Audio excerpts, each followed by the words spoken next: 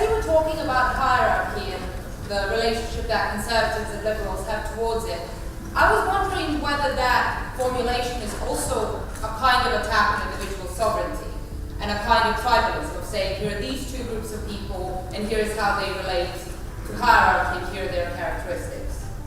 Well, it would be if I was trying to reduce all the individual variability to that. But to note that people vary across a dimension is not necessarily simultaneously to limit all the variability to those dimensions. There's lots of other variability.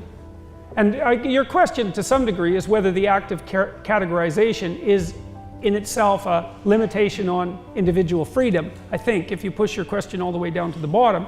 And the answer to that is, to some degree, yes, but it's also a precondition for individual freedom.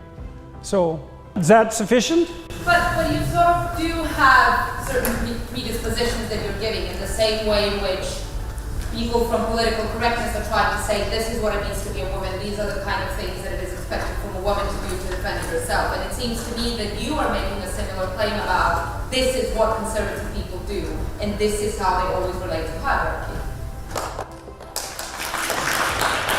Well, I would say that I perhaps am doing that, but I don't see how that's the same as what the postmodernists are doing. I mean, as far as I can tell, the postmodernists aren't saying that the groups, the individuals within those groups, are characterized by any stable characteristics whatsoever, except for the fact of their comparative oppression.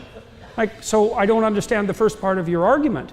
I mean, part of the reason the postmodern types have been going after me is because I've dared to say that men and women differ in temperament, which, by the way, they do. So, now, you know, that's actually something that might be worth just differentiating quickly, because it's actually technically somewhat challenging, but also very much worth knowing. I was debating someone on a panel this morning on a TV show, The Right Stuff. And this was a woman who led the Women's Equality Party. And she cited some psychological literature that purported to claim that men and women were mostly the same. And that's actually true. We are more the same than different. If you look at our temperaments, there's more overlap than there is variance by a substantial amount.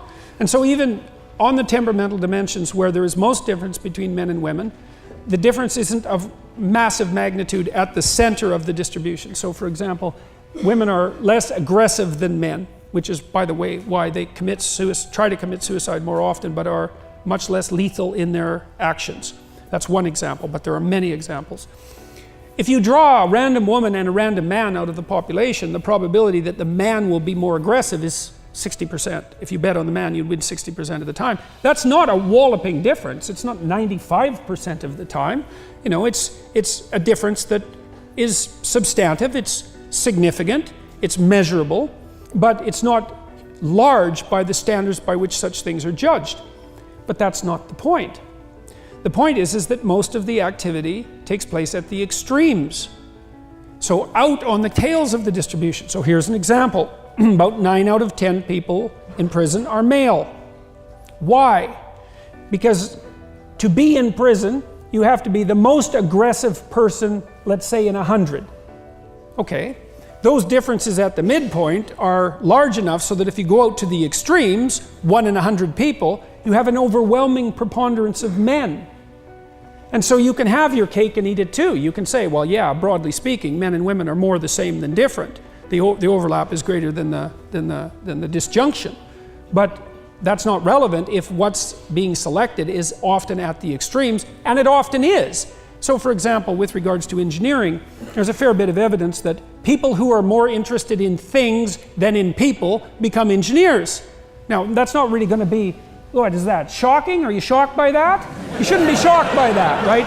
You can tell that not only by what engineers do, but you can tell that by how they think, and you can tell that just by talking to them, if you know a bunch of engineers. So, and it turns out that the largest temperamental difference that's known between men and women is actually interest in people versus interest in things.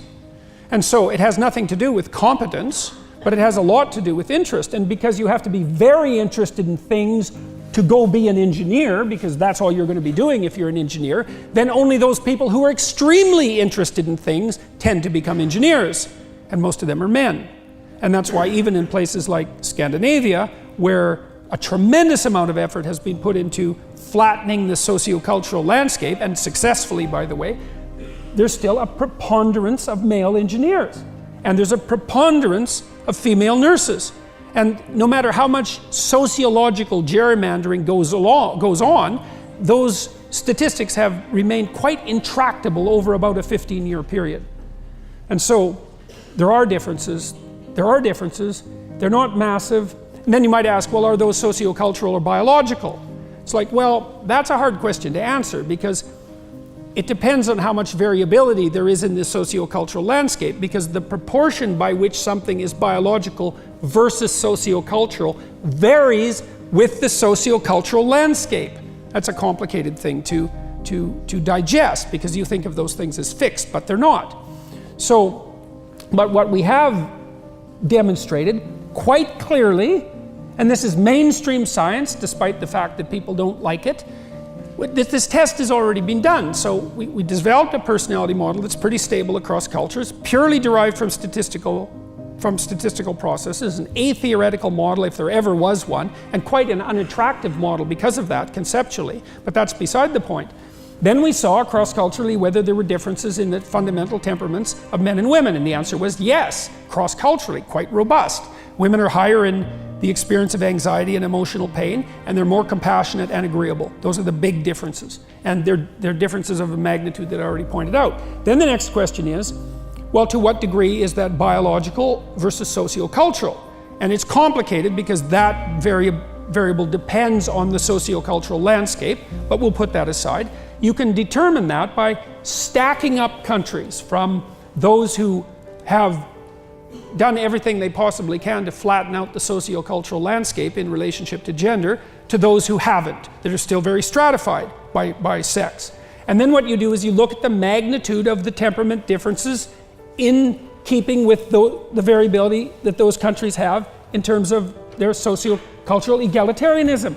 And the sociocultural types, the social constructionists, their prediction is, as cultures become more egalitarian, men and women become more different, more the same, because it's environmental. That isn't what happens. Exactly the opposite happens. As you flatten out the sociocultural landscape, men and women become more different. The data is in, the experiment is done. Tens of thousands of people, multiple countries. And it's not what anyone expected. And you might think, well, it's all the right-wing psychologists. It's like, all the right-wing psychologists are in this room, sitting in this chair.